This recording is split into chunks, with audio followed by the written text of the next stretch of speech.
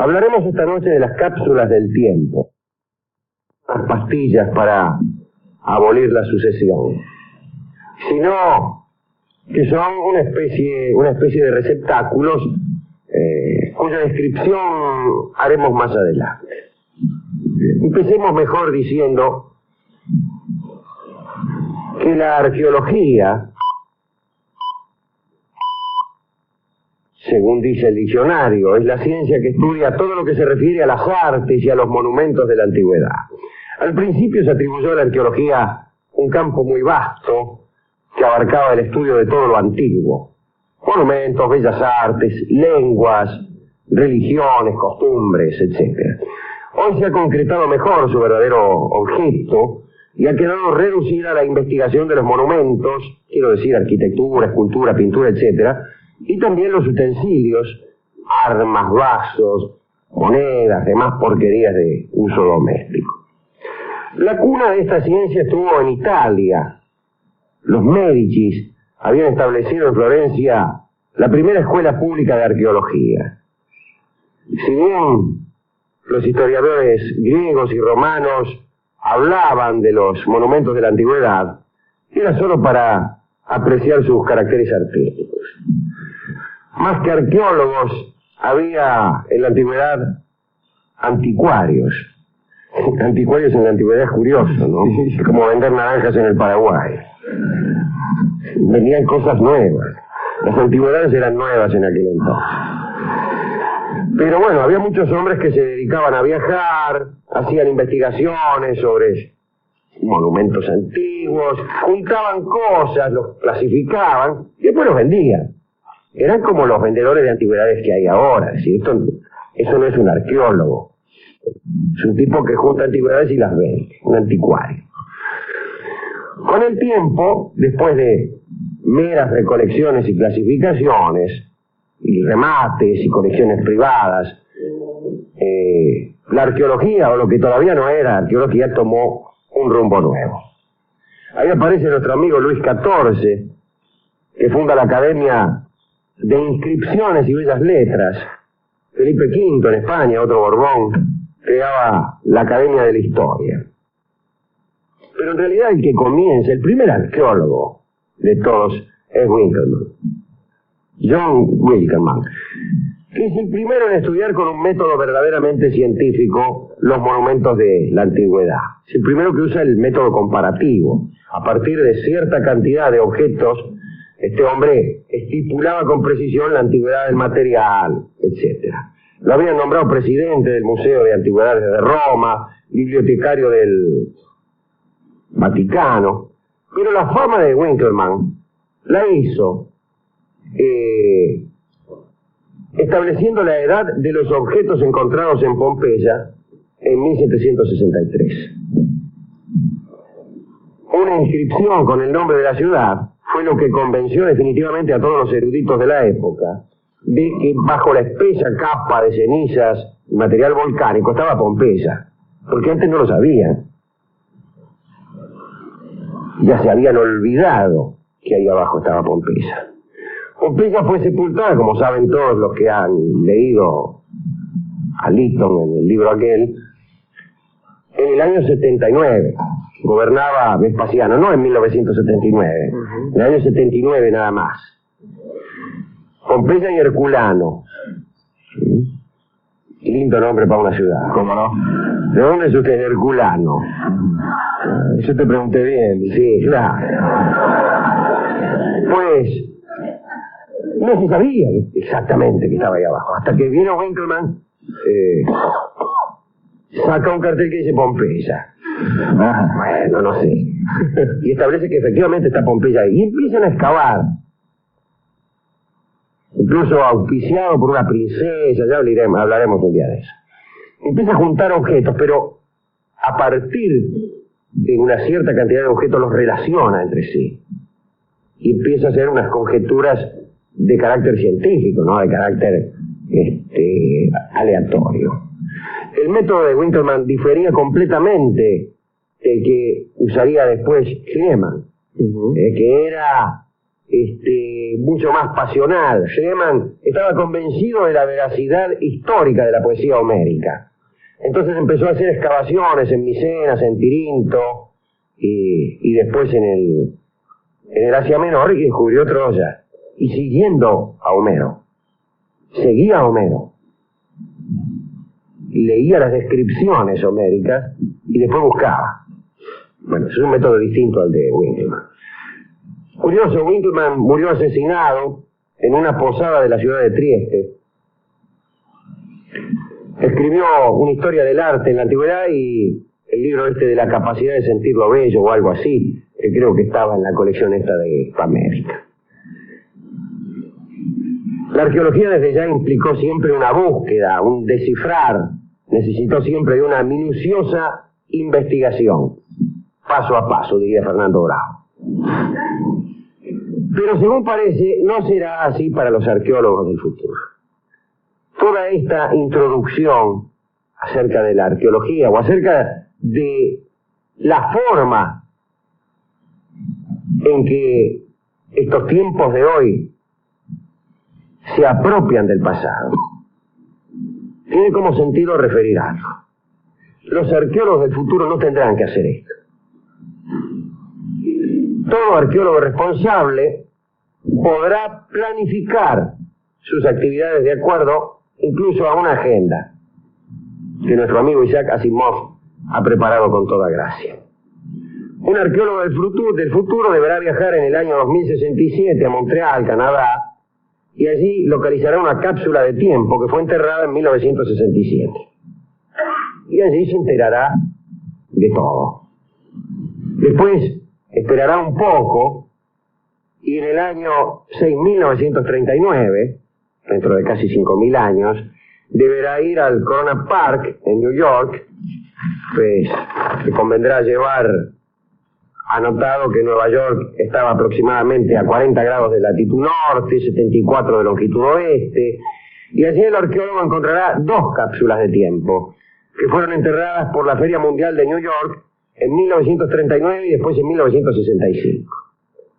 Después, en el 6970, concurrirá a Osaka, Japón, y abrirá otra cápsula de tiempo que fue depositada en la llamada Expo 70. Cada vez que hay una exposición, entierran algo, dijo mi hermano.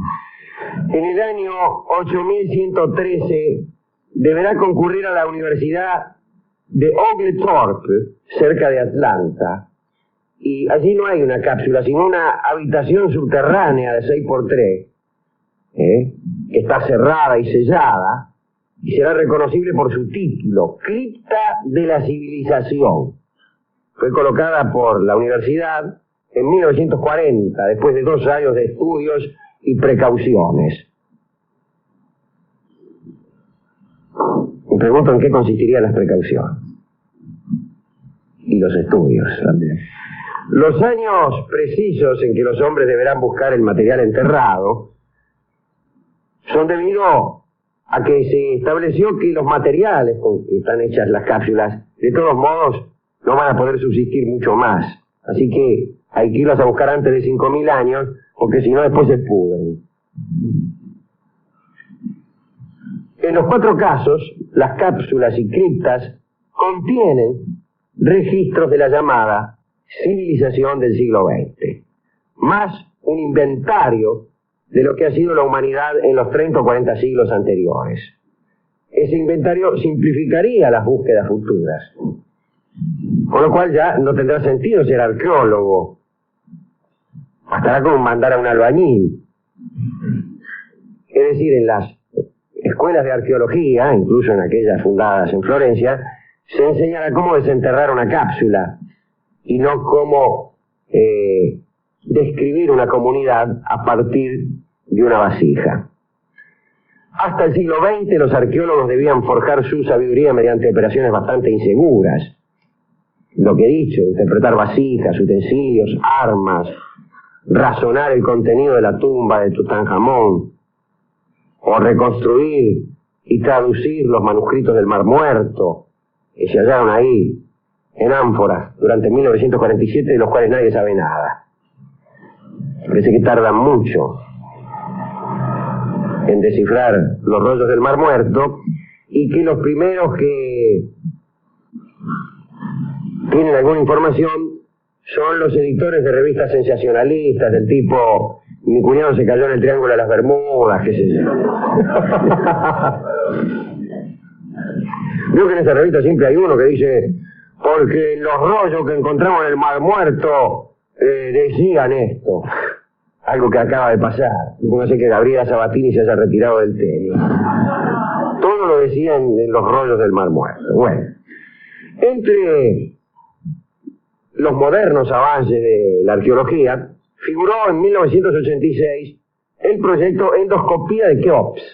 Como se sabe, Keops era un faraón del Imperio Antiguo de Egipto, que construyó la mayor de las pirámides.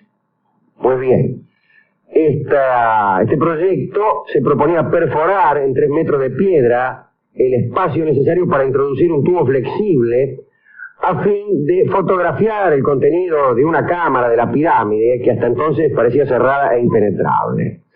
El resultado de tan ambicioso proyecto fue igual a 0. No había nada. Algún día hablaremos de la pirámide de Keops y del agujero. Este informe no es correcto. Hay un agujero. Hay un agujero en el costado de la pirámide de Keops, muy incómodo, un pasadizo, que conduce a la cámara central. Lo que pasa es que se creía que había cámaras ocultas. Bueno, no había, o si había, no había nada. En la pirámide no había nada. ¿Sabe qué había en la pirámide? Nada. Nada. Repito. Nada.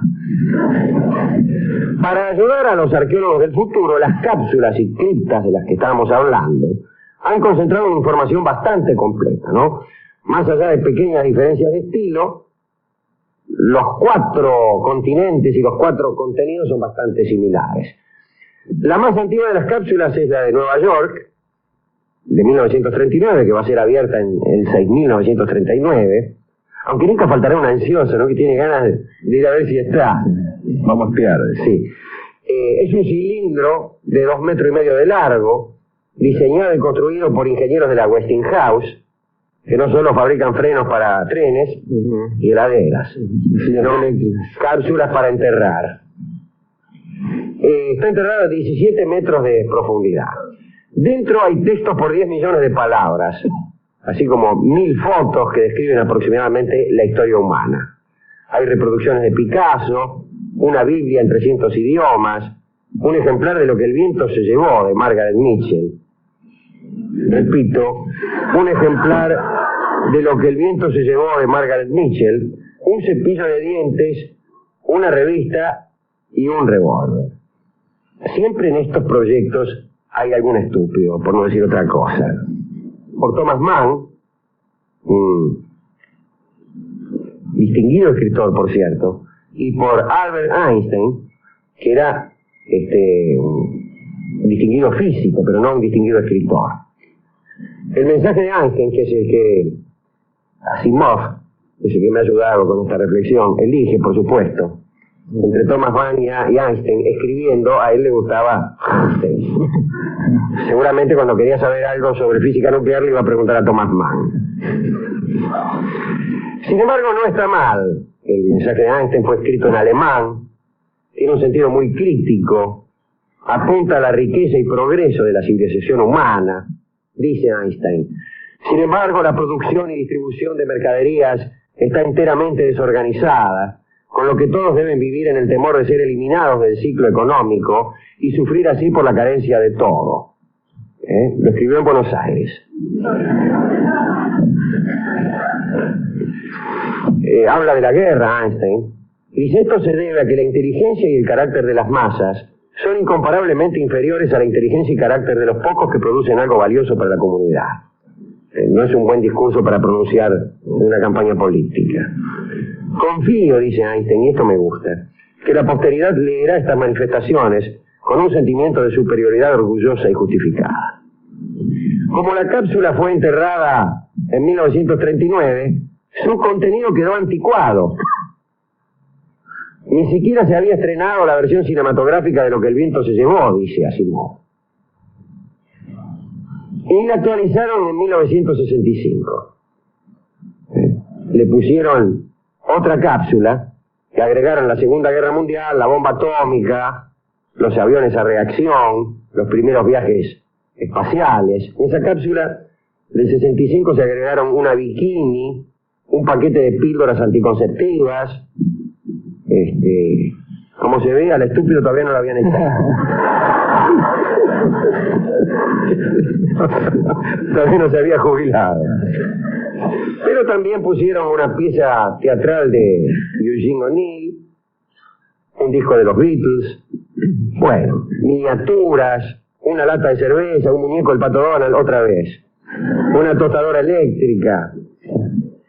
La cápsula de Osaka contiene un film de la llegada del hombre a la luna, también piezas y pequeñas partes de circuitos microelectrónicos sin armar, plaquetas, chips, etcétera. Como se ve, más que una descripción de la civilización del mundo, del planeta, es una descripción de la civilización de los países centrales, por no decir de los Estados Unidos de América.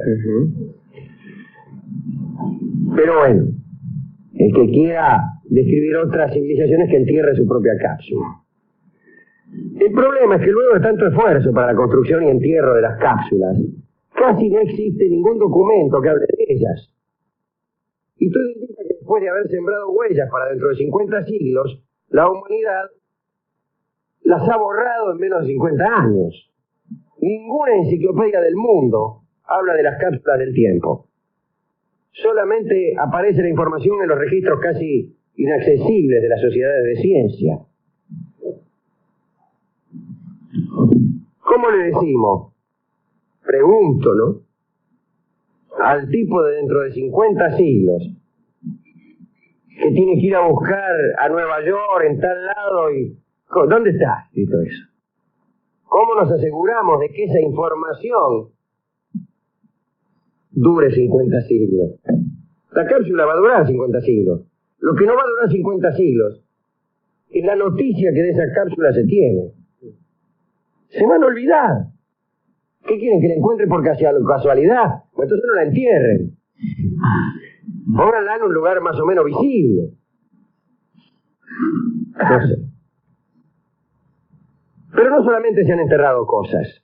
En 1972 la NASA lanzó la Pioneer, que todavía anda dando vueltas alrededor de Júpiter, y sorprenderá quizá otros mundos con una placa en la que hay descripciones gráficas sobre la humanidad, sobre el sistema solar y sobre la estructura atómica, por si la encuentra alguno también.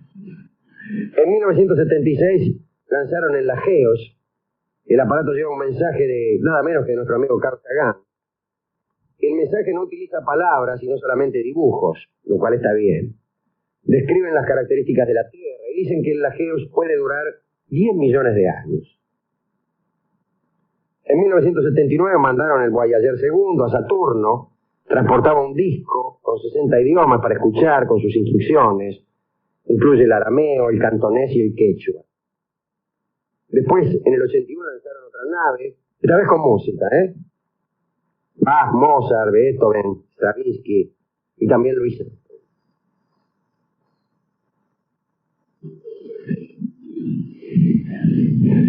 Hoy se está preparando otra cápsula, esta vez en Francia. Pretenden enterrar muestras de virus, vitaminas, insectos y microbios. Este proyecto quiere determinar la vida y posible reproducción de tales minúsculos organismos a lo largo de los siglos. Habrá que abrirlo con mucho cuidado porque te agarras una peste. Estas son las cápsulas del tiempo. Creo que son síntomas de una humanidad finalmente optimista. Finalmente optimista. ¿Sabes? A pesar, digo, de todas las desgracias y calamidades, hay un optimismo. Y un optimismo suponer que la humanidad va a seguir existiendo dentro de 5.000 años. Mucho más optimista hay que ser para contar con que alguien las va a encontrar, las cápsulas. En un mundo en donde todo se pierde. Todo se pierde rápidamente. Rápidamente. Pregúntenle a cualquiera en nuestro desgraciado país qué ha pasado con los noticieros de sucesos argentinos. 50 años de historia periodística del país. Se han perdido ya en 50 años. ¿Qué va a durar 5.000? La historia del cine argentino está mutilada. Decenas de películas ya no existen más. No existen más. Algunos discos de Miguel de Molina, Alejandro, como decimos a veces, que son casi imposibles ya de conseguir. Tampoco de manera que cierto es que en otras regiones se cuidan las cosas un poco más. Pero hay otra cosa. Hay otra cosa. Siempre he tenido la sensación de que todo lo que existe tiende al olvido. Una frase imposible de entender por Raúl Portal. Todo lo que existe se va fantasmando. Se va fantasmando. Examinemos nuestro pasado. Examinemos nuestro pasado. Tratemos de recordar, por ejemplo, algunos que no somos tan viejos, la lista completa del colegio secundario. Se nos escaparán algunos nombres. Hay nombres de algunas de nuestras novias que ya no recordamos. He dicho alguna vez que si tuviéramos que contar todos los episodios de nuestra vida, quizá podríamos hacerlo en un par de horas. El olvido nos ha ganado. No tenemos casi otra cosa que olvido en medio de unas pequeñas ruinas de recuerdos. Esto es descorazonador. Puestos a contar la historia de nuestro amor más grande, de largos años de amor, no duraríamos 15 minutos contando. Y no es que no haya sucedido nada, es que todo tiende al olvido. Todo tiende al olvido. Y no es otra cosa que una lucha en resistencia contra el olvido. La actividad del artista, la vida misma. Pero una lucha en donde el olvido siempre gana. Por eso no puedo evitar dos sentimientos. El primero,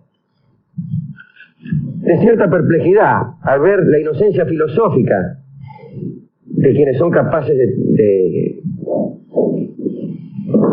un ingenio científico tan grande. Segundo, cierto rencor contra la antigüedad, que jamás tuvo ocurrencias semejantes. ¿Por qué no tuvieron los griegos esa ocurrencia?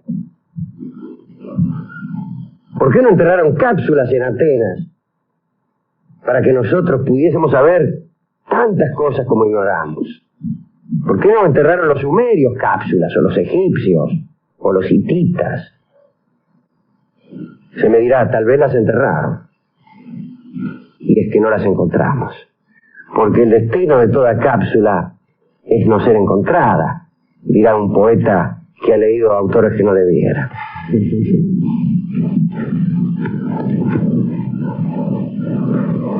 Y la otra cosa, además de la perplejidad ante la inocencia del científico, es conmoverse uno. Conmoverse uno sabiendo que todavía hay gente que gasta dinero, y mucho, en luchar contra el olvido. No está mal, no está tan mal, aun cuando sepamos que es una lucha inútil. No está tan mal. Podría decir, si este fuera un programa de esa naturaleza, se gasta tanto dinero en armas, etcétera, etcétera, que bien vale. Bueno, no, me abstengo de esa comparación. Pero es conmovedor que alguien haya destinado algún dinero en esas cápsulas. Y un último pensamiento. Me gustaría estar allí en 6.979 o en 6.939 cuando abran la cápsula. Y me dirá usted, ¿cómo va a estar allí? Seguro que se habrá muerto. Pues, si esta ciencia tan orgullosa que visita planetas, no ha aprendido para entonces a resucitar a los muertos, que se dediquen a otra cosa.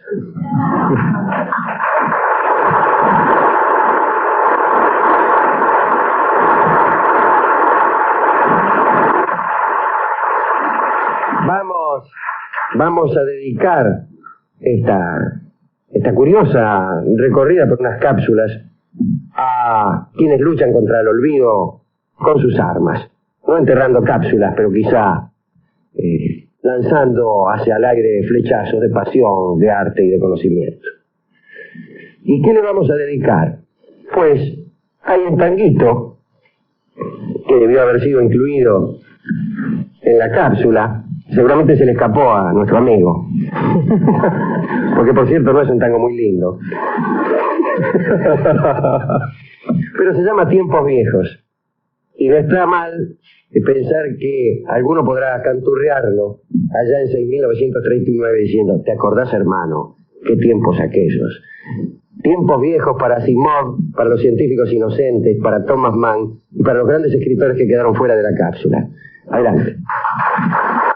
Mucho pariente, me lo metí. Habla uno todo el tiempo, sino justamente del tiempo. ¿Qué hora es? Ese puede ser el comienzo de una conversación filosófica o de una conversación estúpida.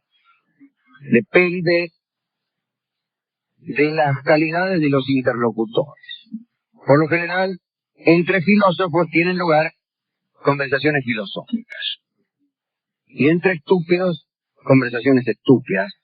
La excepción sería que la charla se entablase entre filósofos estúpidos, en cuyo caso la conversación sería al mismo tiempo filosófica y estúpida.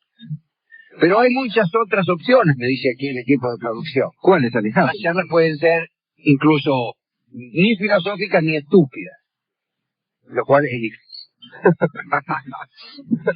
Bueno, vamos a iniciar la charla con una cita supuestamente culta. Ha dicho Plauto, esa pareja de zagueros, Plauto y Terencio. Parecen dos fulvares brasileños, ¿no? Y dijo Plauto, que los dioses maldigan al primer hombre que descubrió cómo señalar las horas. Y que maldigan también a aquel que inventó el reloj de sol para cortar y despedazar de manera tan infame mis días en pequeños trozos. Lo escribió Plauto a comienzos de la era cristiana, lo que no escribiría ahora este amigo. El primer reloj del que se tiene conocimiento, naturalmente debe haber sido un reloj de sol. Parece que los egipcios construyeron uno allá por el año 1500 a.C., y algunos dicen que fue bajo el reinado de Amenofis IV, también llamado Amenhotep IV, o mejor todavía, Echnatón o Akenatón, porque ese fue justamente el faraón hereje, el que monoteísta, claro, el que se hizo monoteísta, que impuso la religión de Atón, ese mismo, el que trasladó. Sí, trasladó la capital, pero no azul, ¿no? La trasladó de verdad. Sí. Bueno,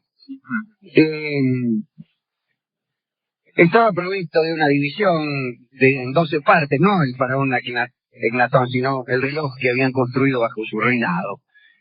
Y servía para medir la longitud de una sombra que se proyectaba sobre la base horizontal, etcétera. Bueno, todos sabemos o imaginamos cómo puede funcionar un reloj de sol. Es decir, de la sombra, ¿de qué otro modo? De un documento del siglo IV antes de Cristo se supo que en la antigua Grecia la sombra del cuerpo humano servía para establecer la hora aproximada. Se medía el largo de la sombra con los pies, como la relación que existe entre la estatura de una persona y el tamaño de sus pies es prácticamente constante. Y si no fuera constante no importa. En realidad, la relación entre la estatura de la persona y cualquiera de sus partes más o menos constante, salvo cuando no lo es. Cuando me viene con esto. Bien, por ejemplo, una persona alta tiene en general brazos más o menos largos. Y así. Es decir, una persona alta es alta. Esto es lo que se llama una tautología. Los griegos crearon el gnomón, que era como un obelisco. Digo, para reemplazar al tipo cuya sombra se medía, la gente se aburre de estar parada mucho tiempo mientras le miren la sombra. Quédate quieto, Aquiles, que te voy a medir la sombra para ver qué hora es. Y bueno. Entonces crearon una especie de obelisco, cuya sombra medían con pasos. Después, algunos obeliscos más completos ya venían con el suelo marcado para no tener que andar midiendo los pasos, en varias escalas, adaptadas a las distintas estaciones, porque el sol hace sombras más largas en invierno, etcétera, etcétera. Después se comprendió que un movimiento uniforme se prestaba para medir el tiempo. Y entonces aparecieron otros medios independientes de la luz solar que no siempre estaba presente, por ejemplo, a la noche. Y ahí nace el reloj de agua, la clepsidra, también llamado reloj de noche. Eran unos recipientes provistos de en los que el nivel del agua que se piantaba por un agujero indicaba el correr del tiempo. Dicen que un médico de Alejandría llamado Herófilo fue el primer hombre que contó las pulsaciones del corazón con la ayuda de una clepsidra portátil. No se ve por qué una clepsidra iba a ser no portátil. Después de todo es un tacho, ¿no? Pero allí creyeron resolver los muchachos el problema de medir las horas durante la noche. Tenemos el reloj de agua. Pero sucedió algo. Se impone el cristianismo en Roma, la iglesia envía a sus misioneros a los confines más apartados del mundo conocido, y entre otros lugares llegaron a las Islas Británicas. Allí se erigieron monasterios, iglesias, y el horario cristiano se hizo ley. Severa disciplina se veía resentida porque usted sabe que los religiosos rezan en las noches en distintas horas, y no había durante el invierno en las Islas Británicas manera de medir el tiempo porque el agua de las clepsidras se congelaba. Y entonces no pasaba nunca el tiempo. Ya se sabe lo que el agua de las clepsidras se nos congela. La noche se hace tarde. Son siempre las 3 de la madrugada. Y allí se encaja. Y Alfredo el Grande, rey de Inglaterra, obligado por el Papa León IV, se pasaba largas horas tratando de dar con una solución al problema de cómo establecer la hora exacta en que debía comenzar la primera misa. Y las velas, Silvia, le dieron la clave. Marcó las velas en iguales unidades de división, calculó cuánto tardaba una vela en consumirse, calculó qué tramo de vela se consumía en una hora, y les introdujo a las velas, entre las ceras de las velas, introdujo unas bolitas de metal que al derretirse la estearina a intervalos regulares sobre un plato donde repercutía su sonido. ¡Plum! Bueno, a mí no me sale muy bien, sí, no, le digo que... Y todos decían, son las 7. Yo creí que era distinto el sistema de la vela. Hay distintas formas, ¿no? Existe una teoría curiosa que sostiene que el tiempo que vivimos lo inventaron los músicos. Digo, el tiempo contabilizado. Después de todo, la música es tiempo. Como lo aseguraba nuestro amigo Schopenhauer. La música que podría existir sin espacio no puede existir sin tiempo. La música tiene lugar en el tiempo.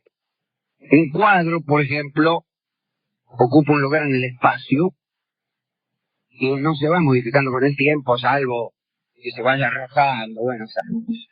En cambio, la música se va modificando continuamente con el tiempo, transcurre. Es un pensamiento interesante ese.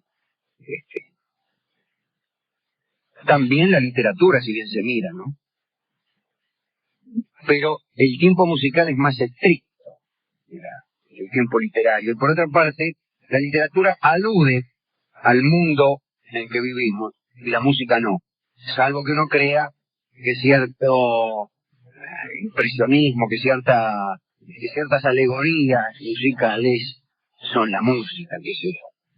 Hay gente que empieza a explicar a los chicos el sentido de la música clásica, 1812 de Tchaikovsky, que por otra parte no es un músico de eso, pero ahí sí. Y entonces dice, ves, la música clásica es esto.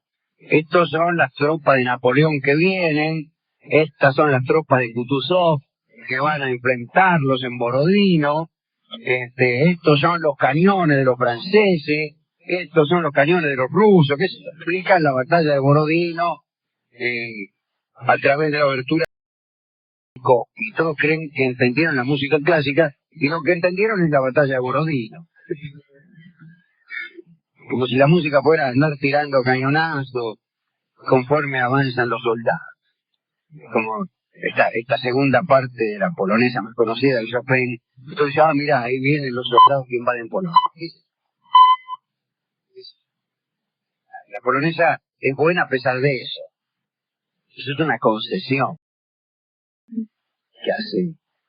La música no es descriptiva. Salvo en algunos casos que a mí me suenan como a mancada. Ya cada vez que un músico se quiere poner a describir algo, como hay un arreglo de La que murió en París, en cuyo intermedio tocan un pedazo de la Marsellesa. Bueno, eso es imperdonable. Bueno, pero me detuve aquí y el tiempo ha seguido. La teoría dice que el tiempo inventaron los músicos. Ya saben que en las iglesias medievales había una forma de canto, el canto gregoriano, según parece instaurado por el Papa Gregorio, aquel que era tan bestia como músico. Y todos los monjes cantaban la misma melodía. Este canto empezó a evolucionar lentamente, alrededor del siglo XII, hacia lo que se llamó polifonía. Es decir, varios tipos cantaban distintas voces al mismo tiempo y estaban. Es lo que se hacía. Pero cuando empezaron a escribir música, salió una forma de medición, que es la de las figuras. Un estándar de duración de las notas, la breve, la longa, perfecta, que duraba el doble que la breve. Bueno, las figuras antiguas que estudian los chicos que aprenden música y que se preguntan para qué sirven, para nada. Entonces, medir pequeños trozos de tiempo era una idea nueva, una idea musical. Dios condenó a aquellos que se preocupaban demasiado por la medición de lo inagotable. Me parece recordar que el Papa Juan XXII fue aquel mismo que se hizo el enfermo en un célebre concilio, en el, ¿cómo se llama? Hombre, tiene un nombre ahí donde...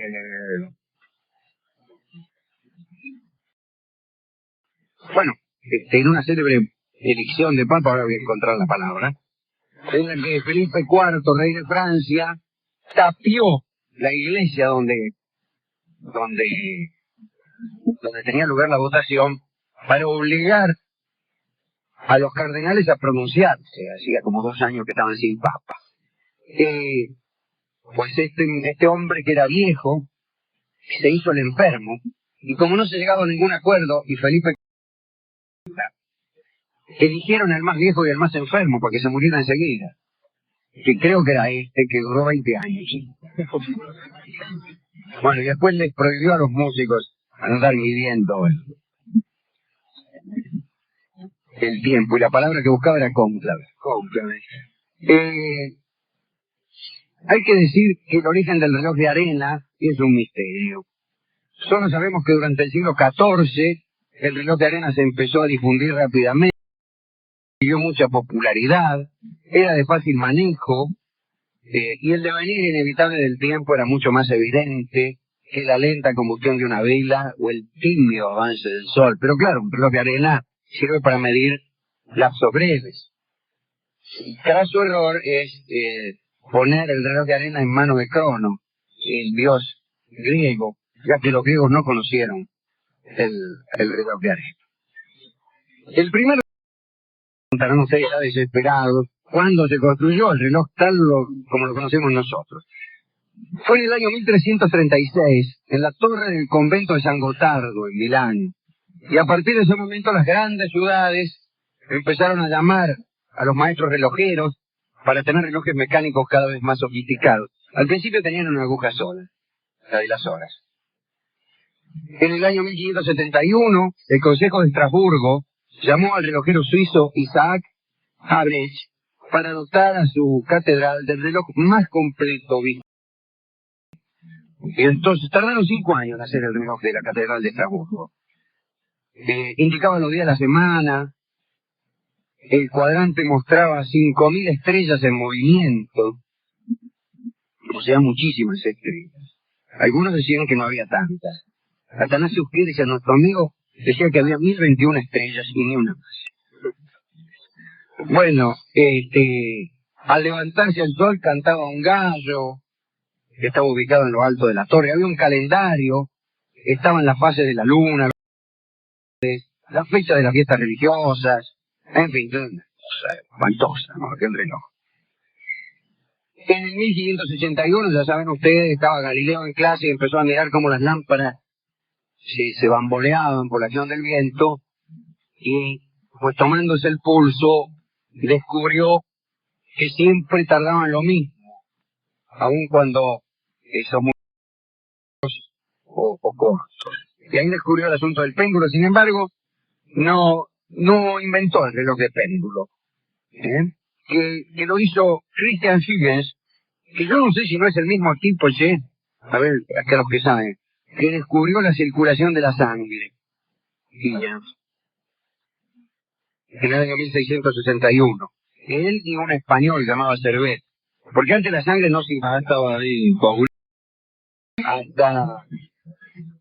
hasta la aparición de Servet y Huygens, la sangre estaba quieta. Después ellos inventaron la circulación y la sangre empezó a moverse.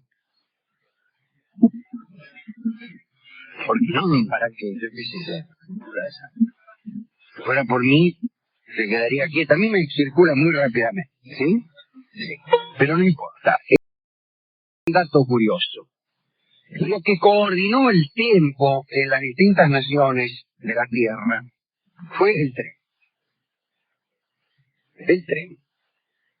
La hora de todo el mundo, saben ustedes, y todas las horas locales mantienen una relación precisa con la hora universal, que es la del meridiano que pasa por Greenwich. También la controla la oficina central de la hora en Francia. Hay gente que labura poco. Pero hasta el siglo pasado, todo el asunto de las horas locales y las diferencias horarias era un problema, porque los relojes mecánicos eran imprecisos. Entre ciudades muy próximas podía haber diferencia de 5 o 10 minutos y hasta de media hora.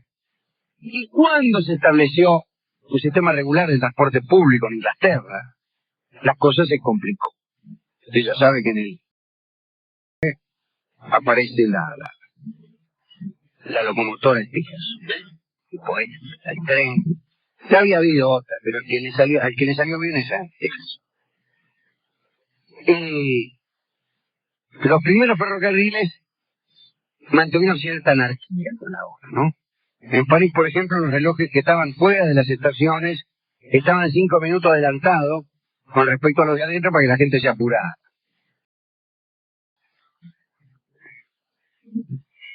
Acá hay muchos relojes públicos, la mayoría de los cuales no están ni atrasados ni adelantados, o están adelantados o atrasados según de qué lado se mire.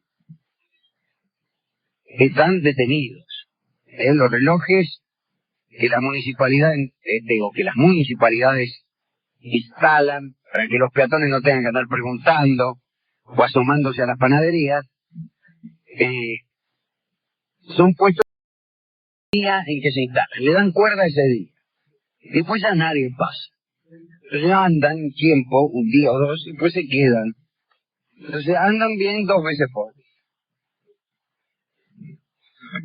Y pero después no van a verle de nuevo, ¿no? ¿No será el mismo que no? La mayoría de los que veo por ahí están parados. Debe ser el mismo que tiene a cargo ir y dar funcionamiento a los semáforos. Debe ser, por ejemplo, el de Córdoba y Paso, que está al revés del Pepino hace no menos de 3 meses. Sí. Pero bueno. Dele.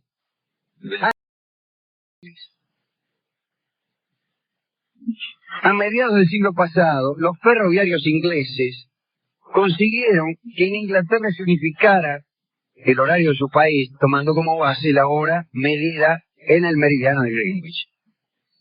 Pocos años más tarde, consiguieron que casi todos los relojes públicos de Inglaterra marcaran esa hora. Pero fueron aún más allá. Reunieron un congreso del tiempo, con delegados de 25 países en Washington. Y el universal fue el de Greenwich. Se dispusieron, además, los actuales usos horarios, y durante mucho tiempo el horario del meridiano fue llamado el tiempo de ferrocarril. Aquí el cronista Edwin Blackwood escribió al respecto. Junio poderoso y férreo respecto al tren. Y por eso lo leo, porque a mí me gusta. Junio poderoso y férreo que aplasta la distancia, pero que da al mismo tiempo una insólita tersura. El tren, cápsula, mínimo recinto que traquetea a través de los paisajes, pero que transporta gotas de tiempo, para que allí donde llegare se agreguen al potente caudal del tiempo único. Y es cierto que el tren tiene mucho que ver con la exactitud. Siempre hemos confiado en los relojes de las estaciones. Argentina tenía la siguiente característica. El minutero no se movía de esa forma imperceptible y continua que tienen los relojes de pulsera, por ejemplo, sino que cada 30 segundos o cada minuto pegaba un salto hacia adelante. Es como si el tiempo se detuviera durante 30 segundos y después ganara los 30 segundos perdidos con un salto hacia adelante. Era como espasmódico el transcurso del tiempo en los relojes de la... Yo alguna vez esperando el tren, los trenes tardaban y uno tenía que emplear en algo su aburrimiento. Entonces yo miraba el reloj y trataba de adivinar cuándo se iba a mover. Y alguna vez tuve este pensamiento que no sé si es filosófico o estúpido. Imaginar una vida que transcurriera de ese modo, solo con saltos. Entonces el hombre era sorprendido cada 30 segundos, y después se detenía. Con una mujer y quedaba detenido durante 30 segundos en la puerta. 30 segundos después estaba a punto de abrazarla. Después de 30 segundos de quietud aparecía ya y la mira con el bretel bajo. Y así. Y entonces me imaginé cómo hablaba esa persona. Y decía todo lo que no había dicho en 30 segundos.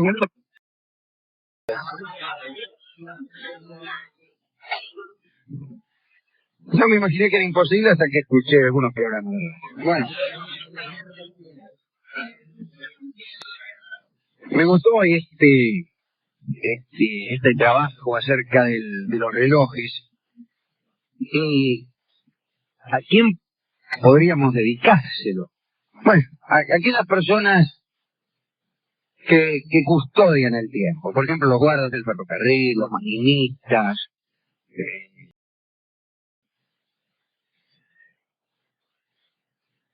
los empleados de la ferretería.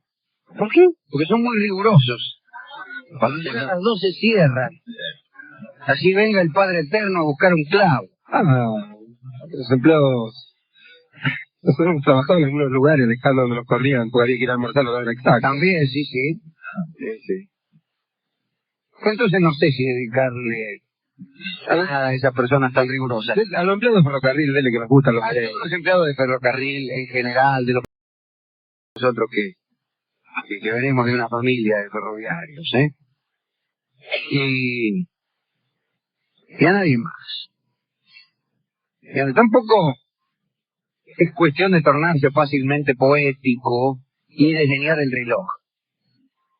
Como hace Plauto, por ejemplo. Para que vean esos tipos que se quejan de la medición del tiempo, que bueno, que ya es un tópico desde... Pero a mí no me agrada esa forma de ser poético, ¿eh? Esos poetas que se creen que lo son porque renuncian a la licuadora, porque abominan de la televisión, o porque no tienen reloj, o porque no usan o no hablan con los contestadores. Eso no asegura el ingreso a la poesía. Entonces, a los que sí son poetas, por más que miran el reloj, también le dedicamos esto. ¿Y qué vamos a dedicarle? Miren, escuchen, me gusta mucho, no sé si esta es una buena versión, pero es un vals del violinista en el tejado, y se llama Amanecer, Crepúsculo. Después de todo, son las primeras señales precisas que tuvieron los hombres para medir el tiempo, el amanecer y el crepúsculo. El vals del violinista en el tejado llamado Amanecer, Crepúsculo está dedicado a todos aquellos que hacen uso digno del tiempo. Adelante, Guillermo Tronati. ¿Cómo no? Ya lo toco.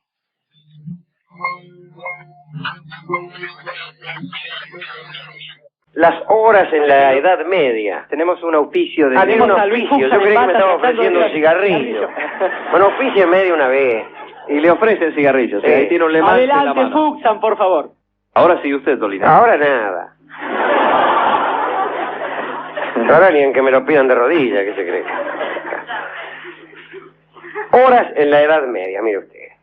Las campanas sonaban en las horas canónicas, que eran las grandes divisiones del día, y la primera hora era maitines, a las 0 horas, laude a las 3 horas, prima a las 6 de la mañana, tercia eran las 9 de la mañana, sexta eran las 12, nona eran las 3 de la tarde, y vísperas las 6 de la tarde, y completas a las 21. Esas eran las horas.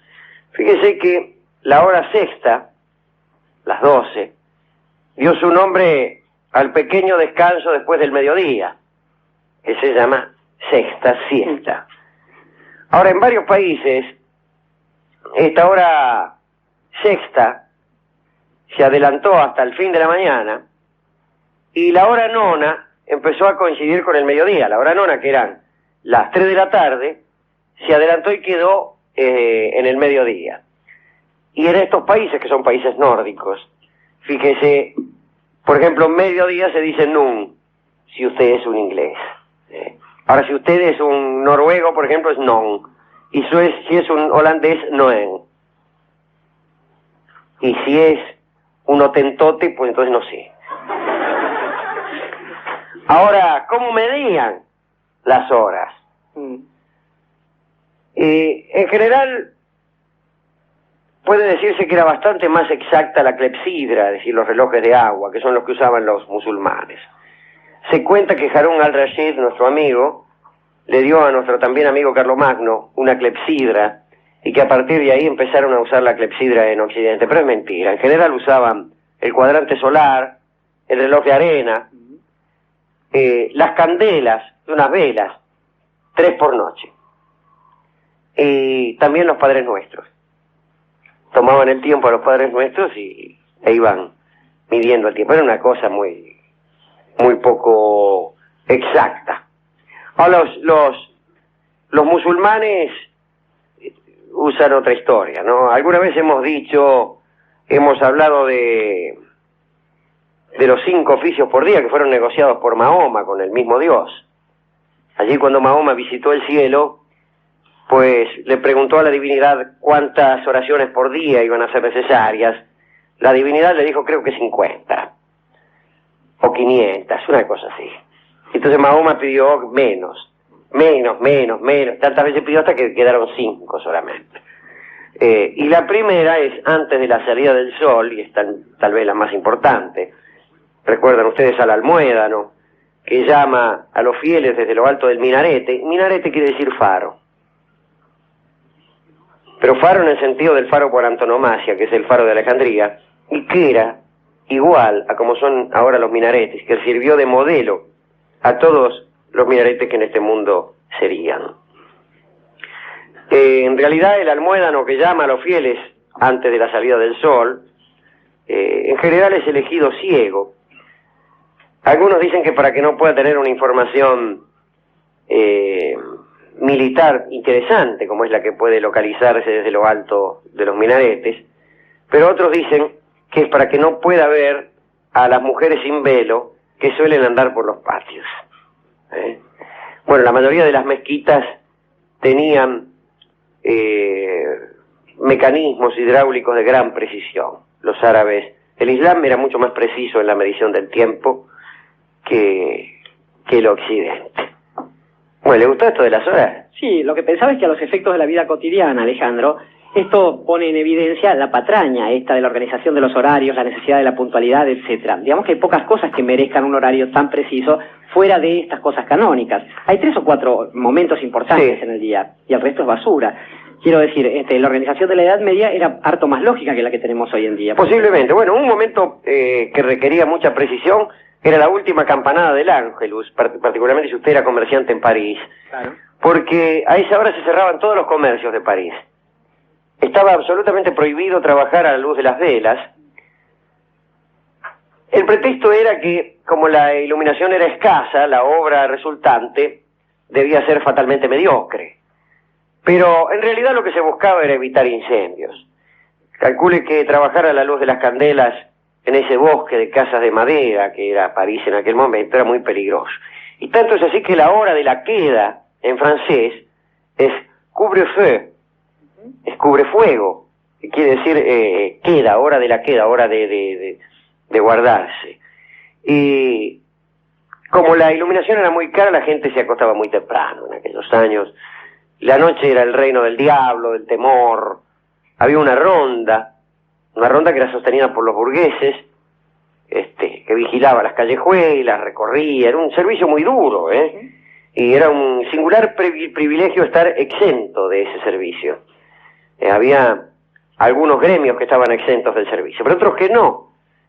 Y le tocaba una vez cada tantas noches, le tocaba a usted pasar la noche en vela recorriendo las calles para cuidar. Y deteniéndose en alguna esquina para ser fotografiado por Rembrandt, por ejemplo, en un cuadro que nos muestra cómo era esa historia. Exactamente. Había penas muy severas, incluso para los crímenes o los delitos que se cometían en horas de la noche. Justamente por eso, ¿no? Usted podía matar a un tipo durante el día, era una pena. Lo mataba después de tal hora, era otra. Y ahí viene, de ahí no sé qué viene, pero uno siente. ¿Usted no vio en esos lugares donde hay precios distintos a distintas horas? Después de las 4 de la tarde, como en los bares, el café En los bares, después de las 4 de la tarde sale tanto. Bueno, ahí, después de las 8 de la noche, matar a un tipo salía más que durante el día. Incluso la gente se apuraba a cometer los crímenes para evitar que las penas fueran mayores, ¿no? En aquellos años, estamos hablando del siglo XIII ahora, ¿no? París no tenía cloacas. Y en gran medida, los que se encargaban de la limpieza de las calles, a pesar de la prohibición de tenerlos, eran los chanchos. La gente tenía chancho suelto. Y los chanchos limpiaban las calles de la basura, por lo menos de la basura comestible, ¿no? Era un asco aquello. Las casas de los burgueses, siglo II, empezaron a tener letrinas, ¿no?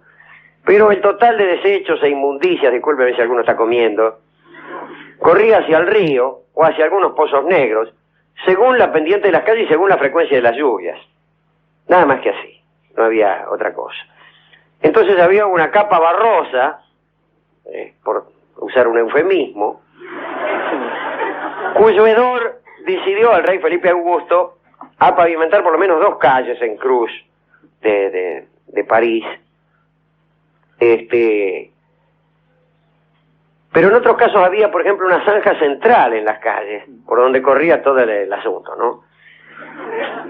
De donde viene esa costumbre cortés de ceder a las damas y a la persona de mayor rango el lado de la pared, que era también el lado más alto de la calle, y donde había menos inmundicias, vamos a decir. Tenemos así. de ahí también, Alejandro, entre esas costumbres sanitarias, una expresión que es aquella de agua va, que era Claro. cuando uno vaciaba su vacinilla por la ventana a la mañana. o a la Claro, no hora que se habiendo despertaba. instalaciones sanitarias, pues las inmundicias de la escupidera se tiraban por la ventana. Se vivía en el quinto piso, ¿qué iba a hacer? La tiraba con la ventana y de ahí viene la expresión agua va. Agua al piso, decía. Todo el año es carnaval, Sí. estaban abajo. O sea que era una cosa bastante jorobada, aquella, ¿no? Le contaré ahora, ya que estamos en París, en el siglo XII. París siglo XII se llama esto.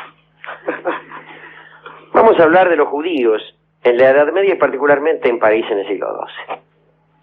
Ya que ayer hablamos de ellos, diciendo que cada vez que sucedía algo, solía la gente utilizarlo como presuntos culpables de los daños que el país padecía. Vamos, cada vez que había que castigar a alguien, se la tomaban con los judíos. En aquel momento se consideraba que pertenecían a una raza desterrada de Judea en razón de la muerte de Cristo y dispersada por venganza divina. Esto tiene no una importancia intelectual, sino una importancia jurídica. Por empezar, el Concilio de París, justamente, año 615 debió ser esto, los declara incapaces para cualquier función cívica. En Francia se los trata como extranjeros a los que se permite establecer sus negocios temporalmente en condiciones muy estrictas. Por ejemplo, el rey o el señor del lugar conservan el derecho de propiedad sobre todos los bienes que detente un judío. Y recupera el señor estos derechos si es que el judío se marchare del lugar, tanto si lo hace de buen grado como si lo hace obligado.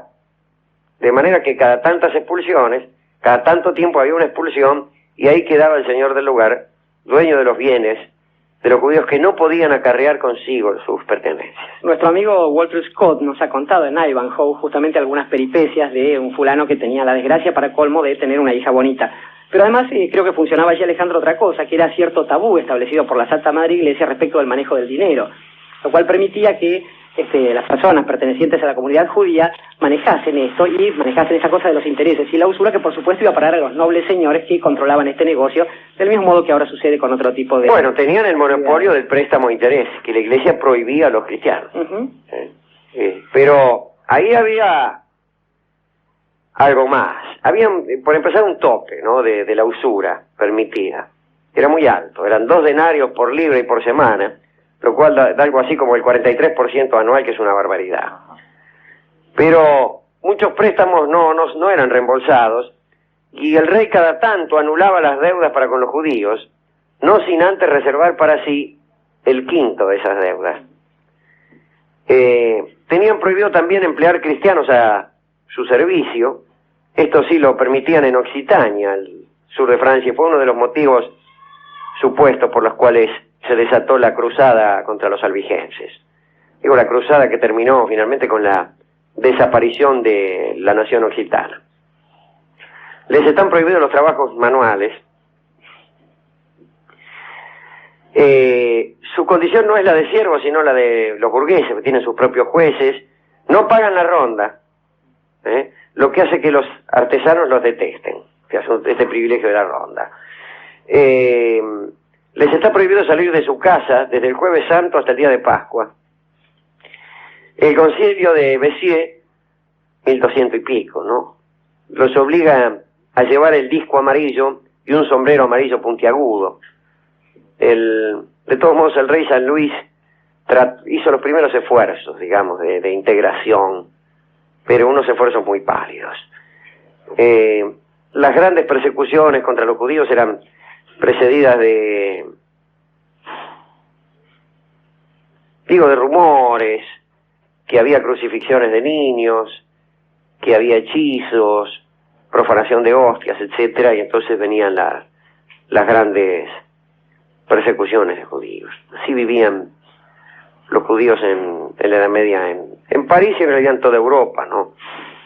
En algunos lados les iba peor que en otros. Recuerden que en España tuvieron que irse redondamente, ¿no? ¿Qué más le puedo decir? ¿Qué más quiere? Cuénteme algo, pídame algo. Cuénteme alguna cosa de las capitales que funcionaban como tales en esa época. ¿Y quiere que le hable de Constantinopla? A ver si la puede... De su nombre solamente le hablaré. Sí. Ustedes saben que Constantinopla antes era Bizancio. Y después se llamó Constantinopla cuando en el año 330 el emperador Constantino fundó allí su capital, ¿no? Su nueva Roma. Y los griegos, que eran los que vivían ahí, a la ciudad le decían polis, como los latinos urs para decir Roma, o los ingleses town por decir Londres. Y los griegos de los suburbios decían, voy a la ciudad, upago eis tempolin, upago eis tempolin, o tempolin. Y los turcos unieron y mezclaron esas palabras, y surgió de estas tres últimas, eis tempolin, Istambul, nombre que en un primer momento se refería a los suburbios de Constantinopla, y después redondamente a toda la ciudad, ¿no? Así que mire de dónde sale la palabra Istambul, que es como se llama hoy Constantinopla. Y ya que estamos en palabras, la última cosa que tengo para hoy es una palabra muy linda que es bandera, bagneux, en francés, que viene de una palabra introducida por los invasores germánicos, que mire qué suerte tuvo, y la palabra es ban. Y ban, por ejemplo, era el bando, la proclama, pero también indicaba una jurisdicción. El ban de un señor era la jurisdicción, el área de influencia de un señor. Salieron de allí innumerables giros.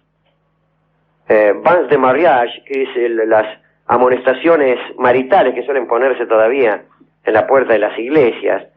Ban quiere decir también aplausos. Y ban es el redoble de tambor o el toque de corneta que inicia un desfile o que lo clausura. Y el asunto de bandera viene porque cuando se celebraban las bodas de oro de un noble, se convocaba a la totalidad de los caballeros del feudo, para festejar las bodas de oro, ponele, los abuelos, qué sé yo. Y a todo ese cortejo, ese grupo formado por los señores feudales o los caballeros del feudo, mejor dicho, se le llamaba bagneux, y un término que también designaba a la enseña que usaba el señor de ese lugar. Los que se apartaban de la bagneux, del grupo, eran bandits, eran bandidos. ¿De dónde viene? Es que bandido y bandera sería obvio, sin embargo no parece tanto. Y actuaban desde luego en bandas, ¿no? Y eso justificaba que se los pusiera en el bando, que los ponía fuera del ban, o sea, de la jurisdicción. Y eran desterrados, llamados bagneux. Y hay otro término más, que es banal. Banal, común, trivial, designaba al horno o al molino del señor, donde todos molían sus granos. Vamos, el horno común, el horno de todos, el horno banal, después trivial, vulgar, común, ¿no? ¿Te gustó?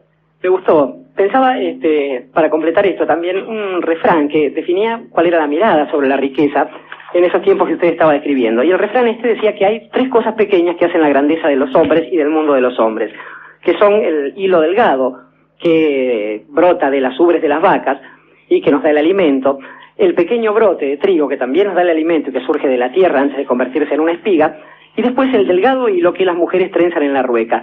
Fuera de esto, decían también en medio de ese refrán, el resto son pavadas, y que en ese punto estaba la comprensión de un mundo que, creo, Alejandro, ha sido tan miserablemente mal entendido, que se suele pensar en esta etapa como una etapa negra que precede al Renacimiento. Yo creo que en esa oruga... No, en absoluto. En esa oruga maravillosa anidan buena parte de las cosas que todavía nos siguen interesando, antes de que apareciese la forma más fatua de Occidente, que fue sí la mariposa del Renacimiento.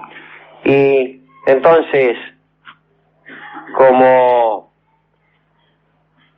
algo que vuela para unir estas cosas aparentemente inconexas que hemos dicho hoy.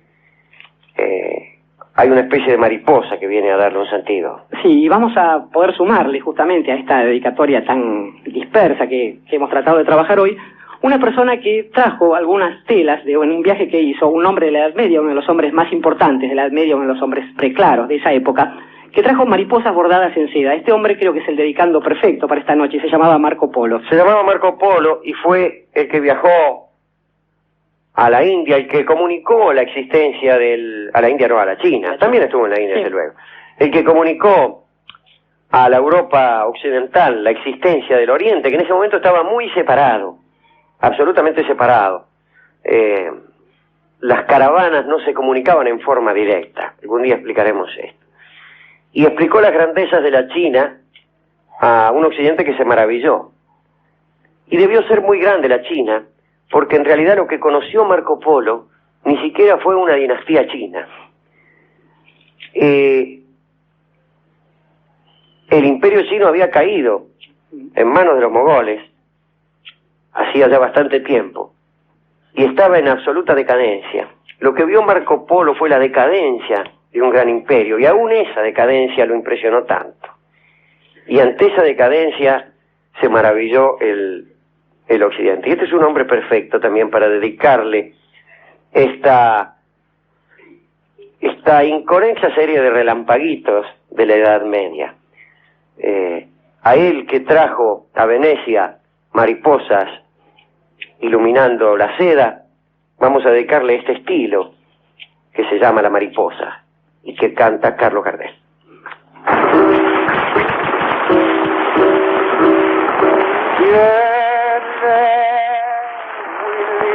Color, la mariposa liviana, miren tanto la mañana, la estrella tiene fulgor.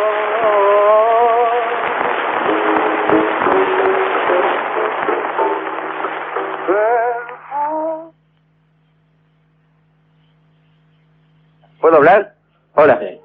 Y quiero pedirle disculpas a los oyentes. No es nuestra idea de la difusión de este maravilloso tesoro que es la canción criolla argentina y las grabaciones de Carlos Gardel, hacer arqueología.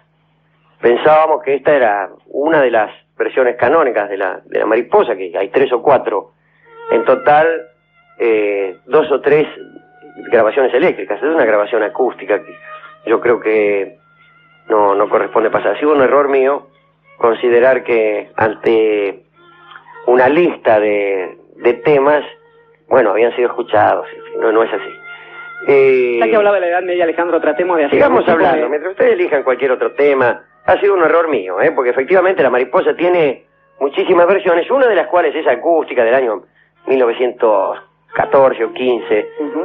Por ahí tiene su interés como pieza histórica, pero para difundir en este programa, en que por ahí una de nuestras ideas es mostrarle a los chicos cosas que están bien, no me parece lo más adecuado.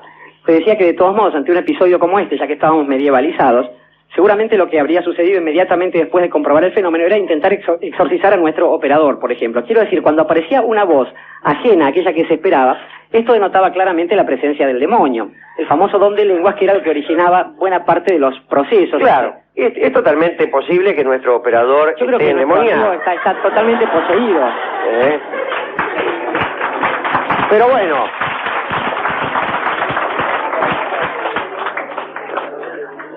en todo caso tenemos cierta experiencia en exorcismos en este programa, sí, Alejandro.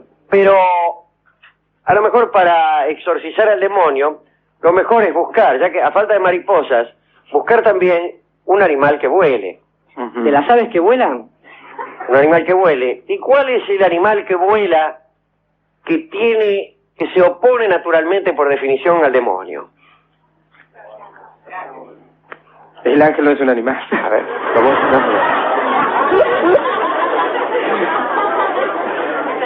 A ver, vamos a ver si podemos elegir. Ahora, Iván.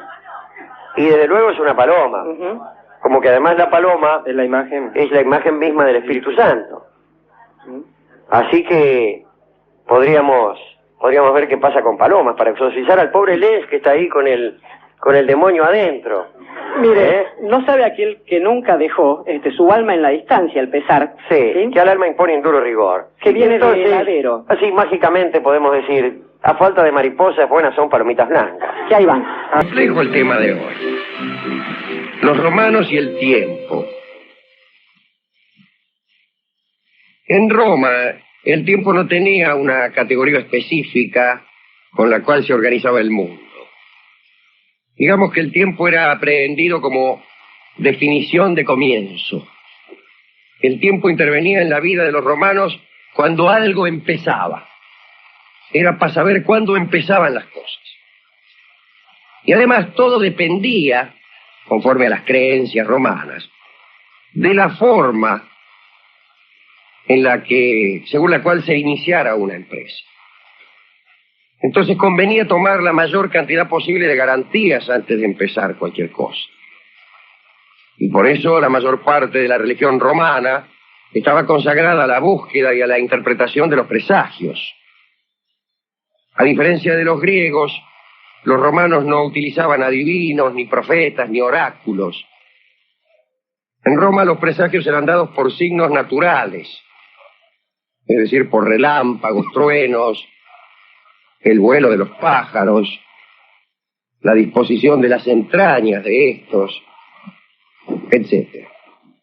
Y el término auspicio significaba observación de aves. El cielo era el ámbito de Júpiter y era a él a quien se interrogaba para dar comienzo a una acción. De esta manera es que a los romanos solo les interesaba el ápice vertiginoso del tiempo, el presente. No poseían una mentalidad histórica. No creían en un tiempo transformador de los hombres y de las cosas. Ni siquiera en una historia de la humanidad. Solían decir que los pueblos felices no tenían historia. El ideal del pueblo romano era un mundo estable, un orden perpetuo. Y ahí esa tendencia a la codificación aparece con los romanos. Y el tiempo aparecía como el marco de una alternancia entre la ocupación y el ocio, entre el esfuerzo y el descanso, pero nada más. Quiere decir que el único tiempo de Roma era el que se dividía por la acción.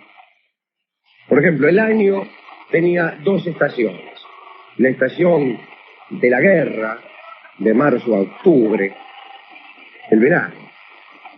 Y la estación de octubre a marzo, el invierno, cuando normalmente el ciudadano permanecía en su casa. El verano era la estación de los esfuerzos. Se trabajaba la tierra, se construían grandes obras, se guerreaba. Y el invierno era el descanso, el otium, el ocio. Así como el año se dividía en dos grandes partes, lo mismo sucedía con el día. La tarde era para descansar, el otium. Y la mañana era el tiempo de acción, del trabajo, del negocio. El ocio y el negocio.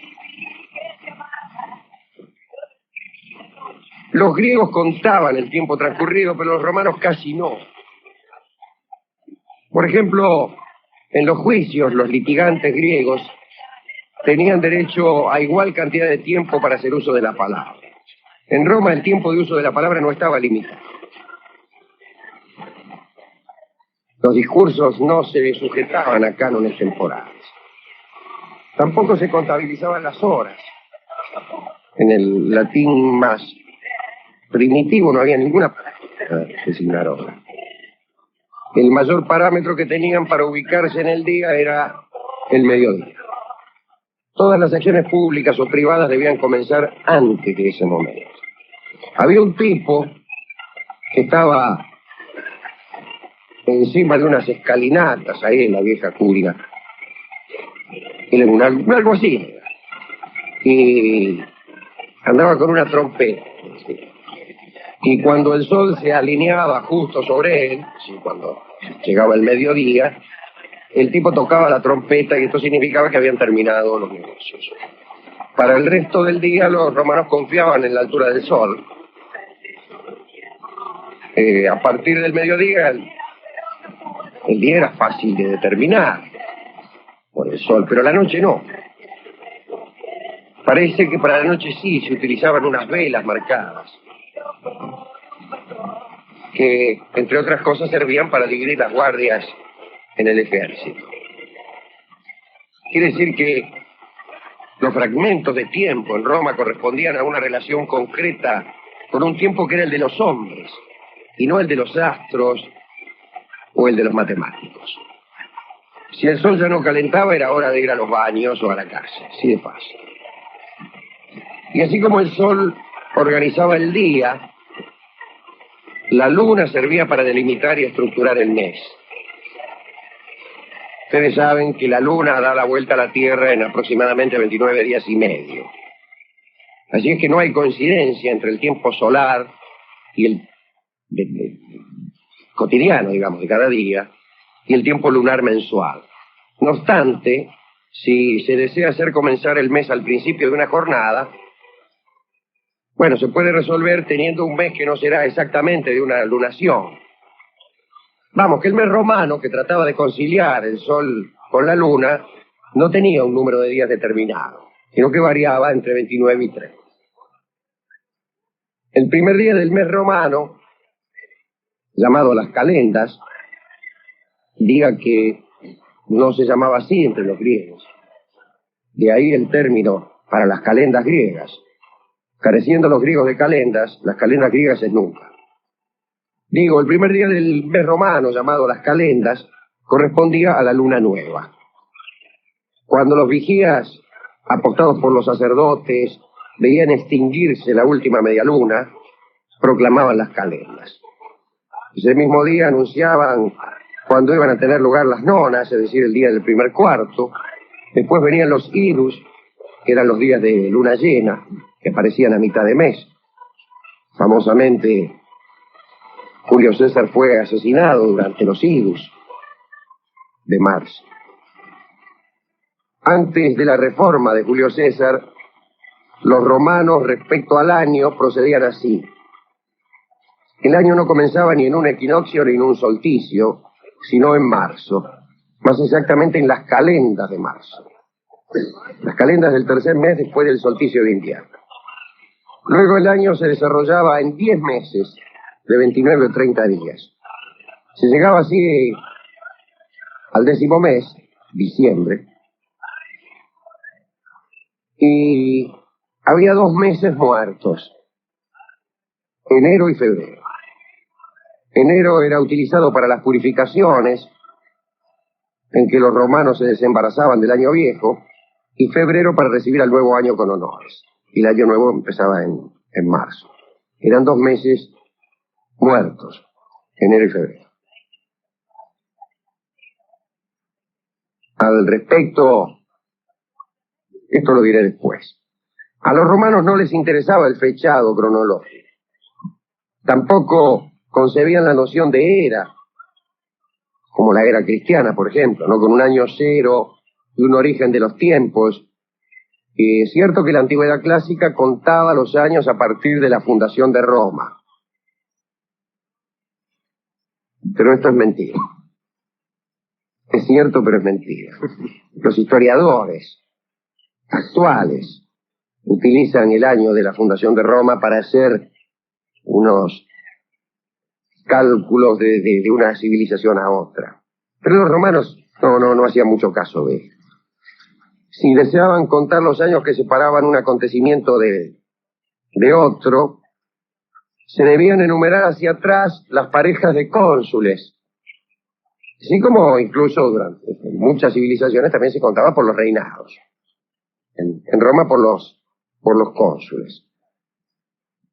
La estructura del parentesco también creaba la profundidad del tiempo, porque las genealogías permitían calcular hacia atrás de acuerdo a las generaciones.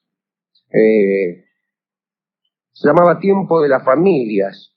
No es una cronología histórica, sino que se calculaba, por ejemplo, para calcular un siglo calculaban 6 generaciones. En realidad daban unos 120 años.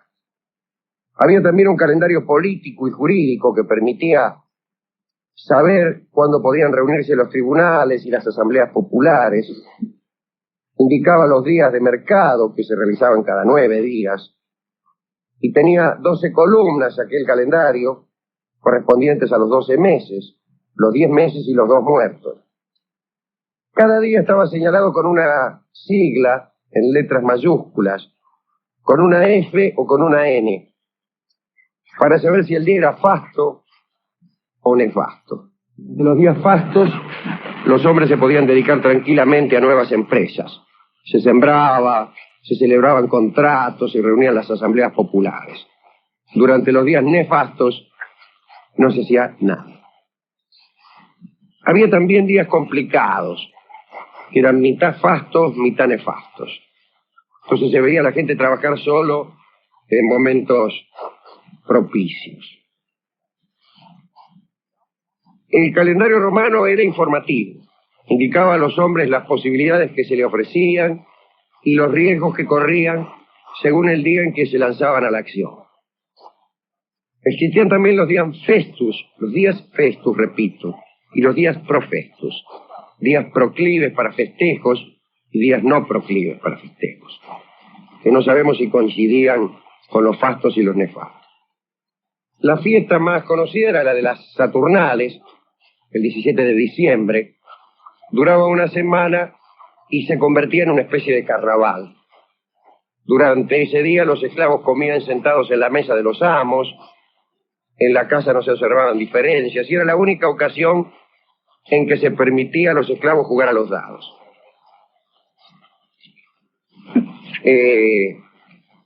Nada era verdad ese día, ni la igualdad entre los hombres, ni los obsequios que se intercambiaban, y el orden se restablecía al día siguiente. Esta costumbre siguió en la Edad Media, particularmente en Francia, donde había un día que no me acuerdo ahora cómo se llamaba, a ver si algún oyente culto me lo refresca, que era el día del burro, o de algo así, o del asno, de no sé qué, donde había incluso, elegían un rey durante ese día entre los locos. Así se llamaba el Día del Loco. Y no sé si no era el 1 de enero. No estoy seguro. Y bueno, pasaba más o menos. Los esclavos daban órdenes a sus amos, etcétera, etcétera.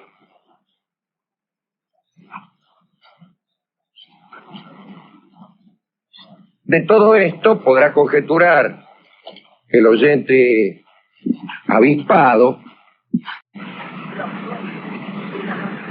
que los años romanos presentaban serias imperfecciones. Imperfecciones que seguramente traían grandes dificultades, particularmente para la siembra o para la cosecha. Los equinoccios se iban desplazando. Julio César advirtió este desplazamiento, que era casi catastrófico allá en el año 40. Y como había viajado a Egipto, había conocido en Alejandría cómo medían el tiempo los egipcios. Esta era una medida mucho más exacta que la de los romanos, la medida de los egipcios. Entonces modificó el calendario. Agregó un día cada 4 años. Después del sexto día antes de las calendas de marzo, y por eso esos años se llamaban bisiesto, 2 veces el sexto día. Y ese calendario por el cual Algunos se burlaban de César, ya que había sometido incluso al sol a su capricho o al tiempo. Ese calendario siguió vigente en todo el occidente durante 1500 años, más de 1500 años. En el año 1581 será, estoy citando de memoria, el Papa Gregorio descubrió que ese calendario juliano también tenía algún defecto, si no tan grosero como el año prejuliano, pero que también producía un desplazamiento. Un desplazamiento que en la época del Papa Gregorio llegaba creo que a 10 días o 11. Y entonces anuló 10 días, y creo que eran de octubre, del 5 al 15 de octubre me parece. Es decir, que nos acostamos un 5 de octubre y nos levantamos el 16. No sé quién murió, si fue Santa Teresa de Jesús ese mismo día, y por eso se suele decir que Santa Teresa de Jesús murió un 15 de octubre, un 10 de octubre, y fue enterrada el 25. Sé que fue en octubre, no me acuerdo. Pero no todas las naciones adoptaron tan rápidamente ese calendario. Por ejemplo, Inglaterra recién adoptó ese calendario durante el siglo XVIII. Y uno de los últimos países en adoptar este nuevo calendario fue Rusia. Rusia lo adoptó recién en 1914, en este siglo. Quiere decir que el calendario que inventó Julio César llegó en Rusia hasta este siglo. Y contaba con mucha gracia Vladimir Nabokov, que él había nacido en Rusia, desde luego antes de 1914, durante la vigencia del calendario juliano. Mientras que en todo el mundo ya tenía vigencia el gregoriano. Y entonces nunca supo el pobre hombre cuándo festejar su cumpleaños. Lo cual le creaba innumerables dificultades. Esta ha sido nuestra recorrida por la noción del tiempo, tan curiosa que tenían los romanos. Me pregunto a quién dedicarla. Permíteme una pregunta antes, Sí. Alejandro. Esta diferencia en el tiempo de adopción de este calendario tiene que ver con el famoso error de Cervantes y Shakespeare, ¿no? También, pero no estoy seguro de eso. Jorge Dorio insistía siempre, con mucho entusiasmo, en esa rima de la historia que consistía en que Shakespeare y Cervantes hubieran muerto el mismo día. Pero resulta que en ese tiempo el calendario español y el calendario inglés no eran el mismo. Así que es probable que en realidad Shakespeare haya muerto algunos días después. Pero yo no sé si cuando se dice eso se está mirando el día de la muerte de Shakespeare desde Inglaterra o, por ejemplo, desde Italia. Así como Nabokov no sabía desde dónde mirar su cumpleaños. Diciendo que Nabokov incluso vivió toda su vida fuera de Rusia.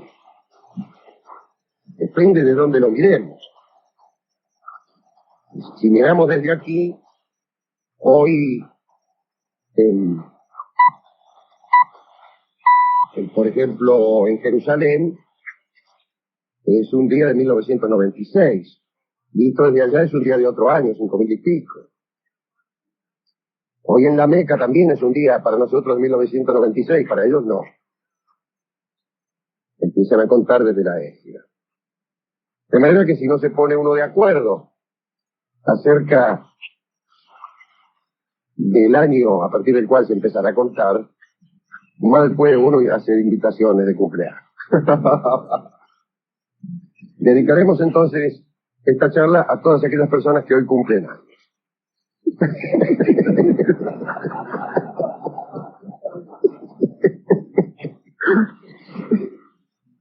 A Vladimir Nabokov y a todas aquellas personas cuyo calendario no coincide con el nuestro. Algún día hablaremos también de los otros calendarios. Siempre prometo esto y nunca lo cumplo, pero está bien.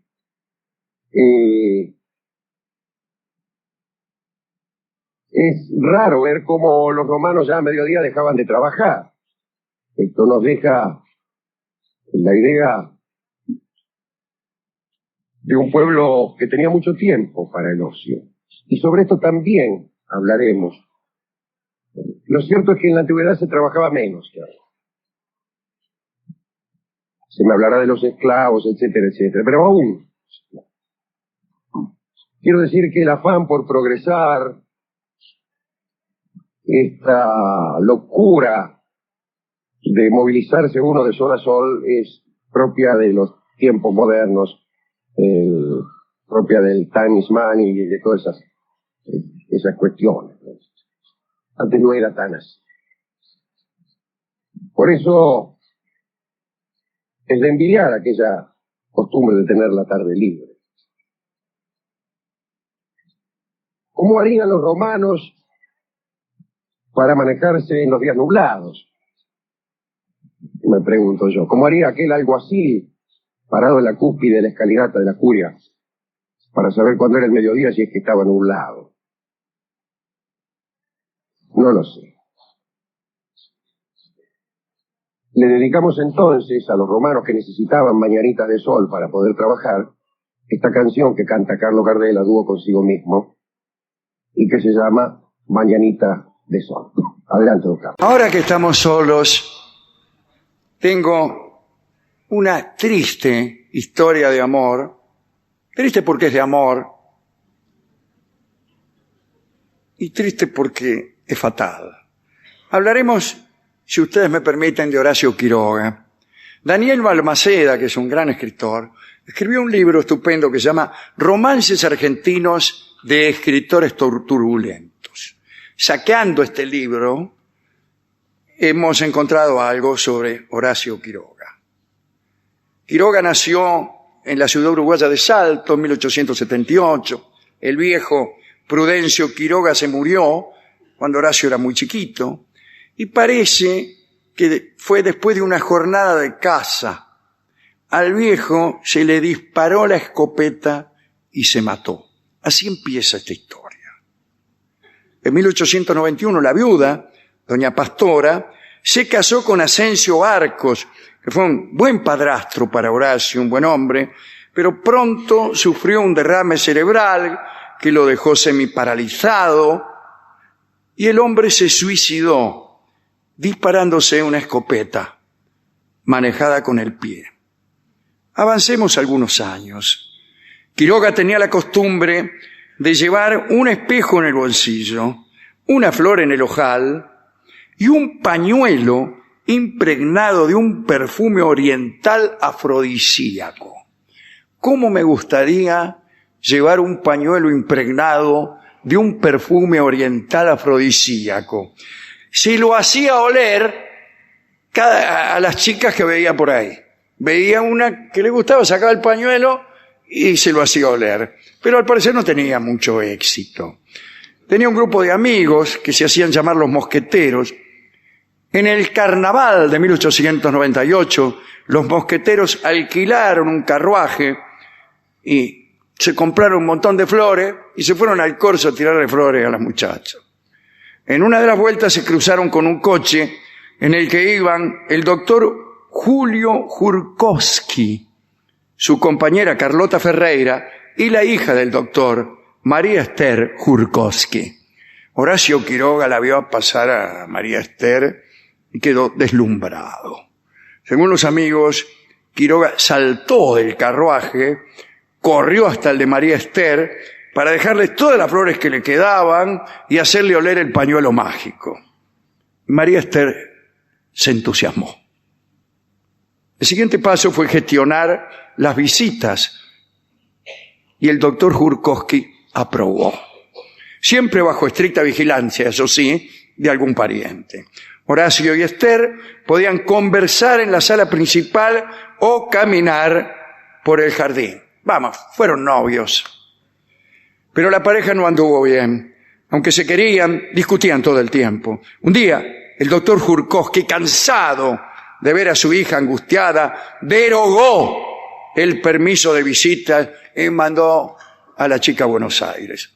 Pero Quiroga tenía amigos en Buenos Aires que lo recibieron gustosos para que él pudiera seguir viendo a la tipa. Ya de vuelta en Salto, Uruguay, Quiroga empezó a publicar una revista literaria. Su relación con María Esther se iba diluyendo porque el doctor Jurkowski no quería saber nada y lo prohibía todo. Un día los novios planearon fugarse. Dice, vamos a fugarnos. Necesitaban un cómplice. Y le pidieron ayuda a la criada que trabajaba en casa del doctor. Así que una medianoche, Quiroga esperó a su amada, la tipa salió en puntas de pie, amparados en la oscuridad, ya se estaban rajando, cuando oyeron gritos y los iluminaron unas antorchas. La criada se había arrepentido y los había delatado. El doctor Jurkowski, su compañera y su hija abandonaron el Uruguay. La partida de María Esther fue un golpazo para Quiroga. La muchacha se fue con su papá a Córdoba, a Cosquín, de ahí a Apóstoles en Misiones, y por fin se instalaron en la ciudad de Buenos Aires, en Palermo. Pero por un tiempo Quiroga ni sabía dónde estaba. Deprimido, Quiroga cerró la revista de Salto y con una guita de la herencia del padrastro conoció París. Allí se encontró con Rubén Darío, fue a varios cabarets. ¿A qué va uno a París si no a encontrarse con Rubén Darío y a ir a algunos cabarets? También discutió de lo lindo con el guatemalteco Enrique Gómez Carrillo, aunque esto creo que no forma parte del programa de todos. Cuando se quedó sin plata se volvió a Uruguay, pero esta vez se fue a Montevideo. Fue a vivir a un conventillo con varios amigos. Armaron un taller literario que llamaron Consistorio del Gran Saber, por iniciativa de Federico Ferrando, que era un gran poeta y un tipo muy importante de la bohemia del 900. Quiroga y Ferrando se hicieron muy amigos, pero pasó algo terrible. Fernando había recibido malas críticas del periodista Papini y le dijo a Quiroga que deseaba batirse a duelo con el tipo. Horacio se ofreció a revisar y limpiar el revólver que iba a ser utilizado en el duelo. Mientras lo limpiaba se le escapó un tiro que mató a Federico instantáneamente. Quiroga fue detenido, metieron en cana. Al comprobarse la naturaleza accidental del homicidio, fue liberado tras 4 días de reclusión. El taller literario quedó disuelto.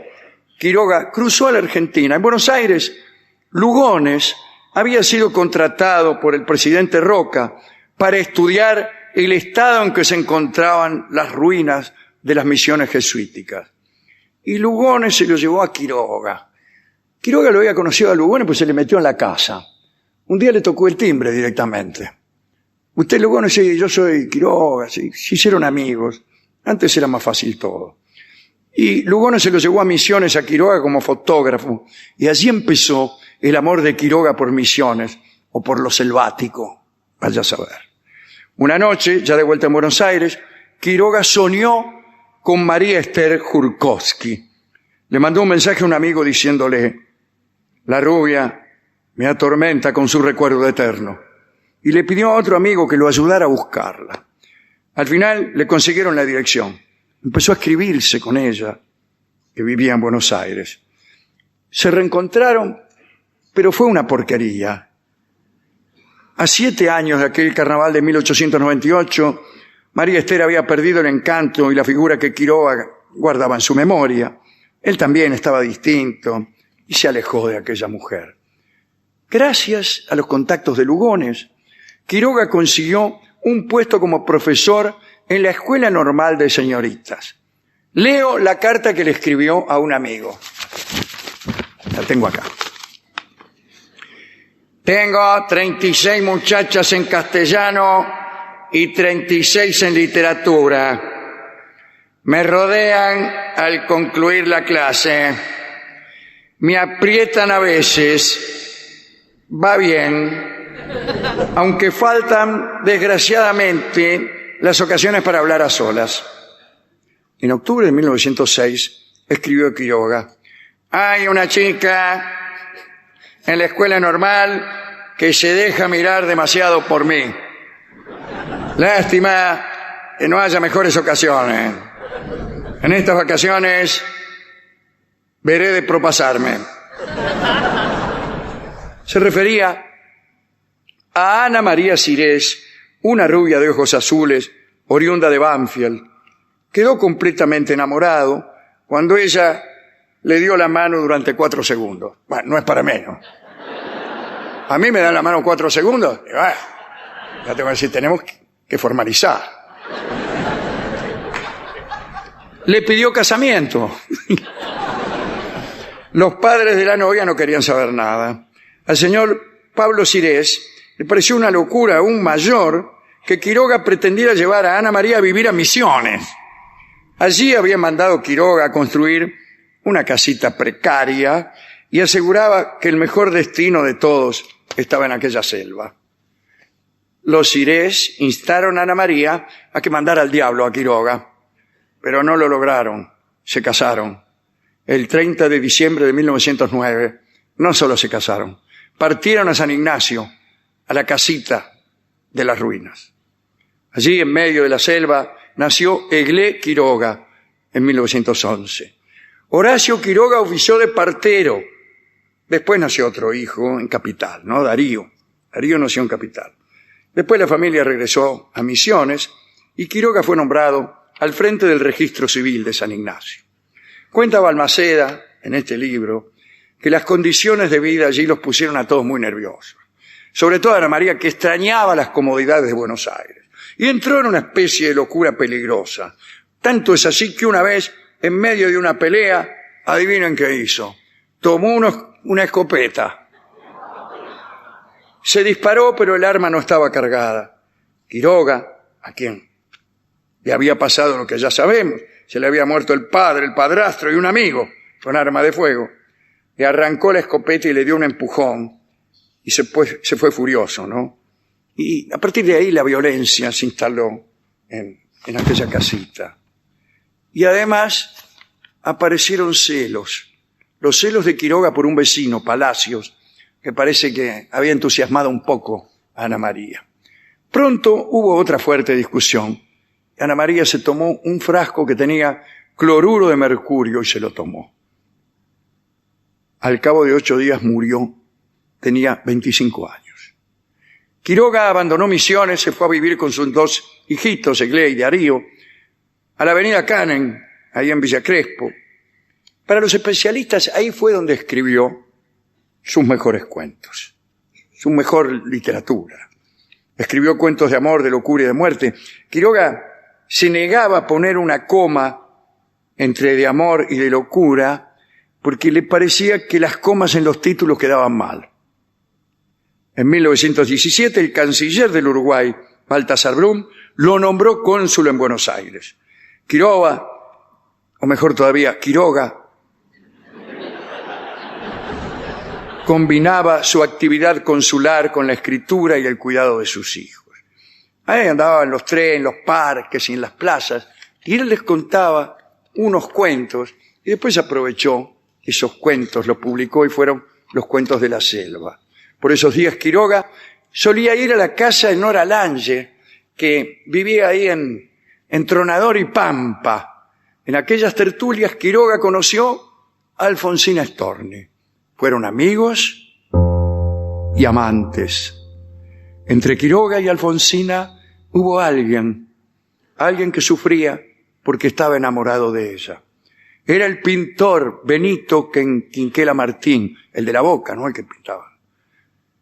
Quiroga y Quinquela se detestaban. Alfonsina los quería a los dos, pero con el que pasaban cosas era con Quiroga.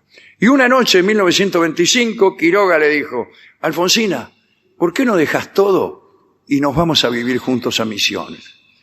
Alfonsina le pidió consejo a que no saben a quién. A Quinquela. Quinquela le dijo de todo acerca de Quiroga y no se fueron. Quiroga partió con sus hijos a Misiones. Se reencontró allí con viejos amigos, vecinos que le dieron la bienvenida. Entre esos vecinos estaban los Palacios. ¿Se acuerda? Aquel que miraba a Ana María Sirés. Bueno, cuando Ana María Sirés murió, la madre de los Palacios se presentó a dar el pésame y en aquella oportunidad había ido acompañada por su hija de 8 años, que ahora tenía 17. Se llamaba Ana María Palacios y deslumbró a Horacio Quiroga. Cuando la familia Palacios advirtió eso, la señorita Ana María ya se había enamorado también. Empezaron a controlarla, no la dejaban ir sola a ninguna parte. Quiroga lo tomó como un desafío y buscó la forma de romper el bloqueo. Le escribía cartas que dejaba enrolladas adentro de cañas y pensó en hacer un túnel que comunicara su cuarto con el de su amada. El plan se truncó porque Ana María fue enviada a Encarnación, en Paraguay. El escritor se dio por vencido. Volvió a Buenos Aires, alquiló una casa en Vicente López y allí se instaló con sus hijos Egle y Darío. Pero también con un venado llamado Dick, un coatí llamado Tutankamón, un búho llamado Pitágoras y un yacaré de nombre Cleopatra. En el barrio lo llamaban la Casa del Ogro. Por entonces, Egle tenía 15 años. Como estudiaba en el centro, era habitual que viajara en tren a Retiro. Y fue así como tomó contacto con una vecina, María Elena Bravo, de 19 años. Las dos cursaban el profesorado, viajaban juntas. Parece, no lo van a creer, que Quiroga y la amiga de la hija empezaron a mirarse. Quiroga contaba con una ventaja. A esta chica, María Elena, le gustaba leer y él le prestaba libros. De repente Quiroga empezó a viajar él también en tren, coincidiendo con la hija y con la amiga. Y a veces la hija no iba y él aprovechaba para viajar a solas con la chica. Finalmente, la preciosa María Elena se rindió ante el poeta. Pero el amor encontró un obstáculo: el papá, Norberto Bravo, que al enterarse del asunto gritó: «Pero es más viejo que yo». ¿Y qué quería? A fines de noviembre de 1926, Norberto Bravo mandó a su hija a Montevideo. Quiroga envió una encomienda a su candidata, que era una resma de papel y sobres, y se empezaron a escribir cartas. Meses después, María Elena regresó a Buenos Aires y empezaron a verse escondidas. Por fin, María Elena se le plantó al padre y dijo que se casaría. Se casaron en julio de 1927. Y 9 meses después nació María Elena Quiroga, Pitoca para la familia. El matrimonio con María Elena no anduvo bien. Y adivinen, para salvar el matrimonio, ¿a dónde resolvieron irse? A Misiones. La llevaron también a Egle, recién casada con George Lenoble, pero los conflictos no tardaron en aparecer. Egle se volvió a Buenos Aires y dejó al marido y al suegro en la selva, los dos. Porque María Elena también se sintió sola y volvió.